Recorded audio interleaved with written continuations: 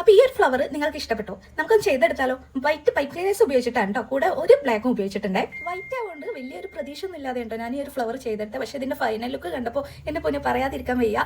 ഈ വീഡിയോയിൽ കാണുന്നത് പോലെയല്ല കേട്ടോ, നേരിട്ട് കാണാനാണ് ഇതിന്റെ ഒരു ഭംഗി. ഞാൻ ഒരുപാട് ഫോട്ടോസൊക്കെ എടുത്ത് നോക്കി, പക്ഷെ അതൊന്നും എനിക്കൊരു തൃപ്തിയായില്ല. അതുകൊണ്ടാണ് ഞാൻ ഇതിൽ ഇടാത്തത്. പിന്നെ നിങ്ങൾ ആരെങ്കിലും ശ്രദ്ധിച്ചാവോ, ഇന്നലെ ഞാനൊരു പോസ്റ്റ് ഇട്ടിരുന്നു. നമ്മൾ ഇപ്പോൾ ഈ ചാനൽ തുടങ്ങിയിട്ട് ഏകദേശം 1 വർഷം കഴിഞ്ഞിട്ടുണ്ട് കേട്ടോ. ഇതുവരെ തന്ന നിങ്ങളെല്ലാ സപ്പോർട്ടിനും ഒരുപാട് താങ്ക് യു. ഇനിയും ഇതുപോലെ തന്നെ നിങ്ങൾ സപ്പോർട്ട് ഉണ്ടാവും ഞാൻ പ്രതീക്ഷിക്കുന്നുണ്ട് കേട്ടോ.